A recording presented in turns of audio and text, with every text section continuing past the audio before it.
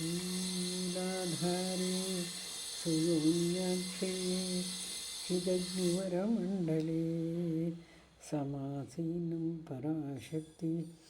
विग्रहं गणनायकं रक्तोत्पलसमप्रख्यं नीलमेघसमप्रभं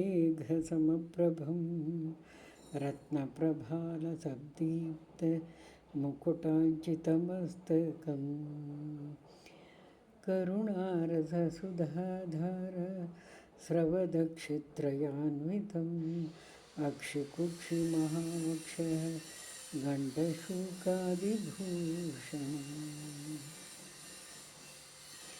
पाशाङ्कुशेक्षुकोदण्ड पञ्चबाणलसत्करं नीलकान्ते घनीभूत नीलवाणीसुपार्श्वकम् सुत्रिकोणाख्यनीलाङ्गरसस्वादनतत्परं पत्न्यालिङ्गतवामाङ्गं सप्तमातृनिषेवितं ब्रह्मविष्णुमहेन्द्रादि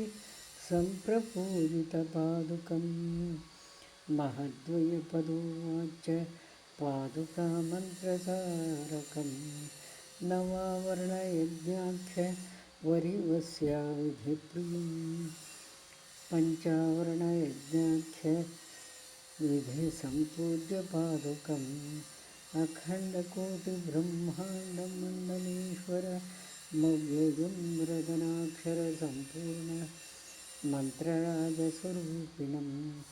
गिरिव्याहृतिवर्णात्ममन्त्रतत्त्वप्रदर्शकम् अरुणारुणतनुच्छाय महाकामकलात्मकं महागोप्यमहाविद्या प्रकाशितकलेवरं चिच्चिवं चिद्भवं शान्तं त्रिगुणादिविवर्जितम् अष्टोत्तरशताधिक्य कलान्यासविधिप्रियं चिदाकारमहाद्वीपमध्यवाससुविग्रहं चिदब्धिमथनोत्पन्नचित्सारघनविग्रहं वाचामगोचरं शान्तं शुद्धचैतन्यरूपिणं मूलकन्धस्थचिद्देश नवताण्डवपण्डितं षडम्बुरुहसंस्थायि परचिद्व्योमभासुरम् अकारादिक्षकारान्तवर्णलक्षितचित्सुखम् अकाराक्षरनिर्दिष्टप्रकाशमय विग्रहम् हकाराख्यविमर्शात्मप्रभादीप्त जगत्त्रयं महाहंसजपध्यान विधिज्ञातस्वरूपकं सदोदितमहाप्रज्ञाकारं संसारतारकं मोक्षलक्ष्मीप्रदातारं कलाकालातीतमहाप्रभुं नामरूपादिसम्भिन्न नित्यपूर्णचिदुत्तमं प्रत्यग्भूतमहाप्रज्ञागात्रगोचर विग्रहं महाकुण्डलिनीरूपं षट्चक्रनगरेश्वरम् अप्राकृतमहादिव्य चैतन्यात्मस्वरूपिणं नादबिन्दुकलातीतं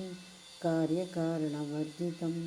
षडम्बुरुहचक्रान्तस्फुरत्सौधामिनीप्रभं षडम्बुरुहचक्रान्तस्फुरत्सौधामिनीप्रभं तत्त्वमस्यादिवाक्यार्थपरिबोधनपण्डितं ब्रह्मादिगीतपर्यन्तव्याप्तसंवित्सुधारसं इच्छाज्ञानक्रियानन्दसर्वतन्त्रस्वतन्त्रिणं हृदयग्रन्थिभिः विद्यादर्शनोत्सुकमानसं पञ्चकृत्यपरेशानं महात्रयीपुरविग्रहं श्रीचक्रराजमध्यस्थशून्यग्राममहेश्वरं ब्रह्मविद्यास्वरूपश्रीललितारूपधारिणं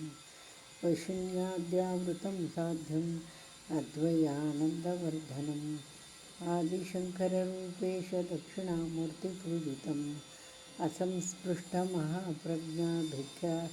द्वैतस्थितिप्रभम् एवं सञ्चितयेद्देवं उच्छिष्टगणनायकं नीलधारासमेतं तु सच्चिदानन्दविग्रहम् इति श्रीउच्छिष्टमहागणपतिध्यानं सम्पूर्णं धन्यवादानि भवन्तु सर्वकार्यसिद्धिरस्तु।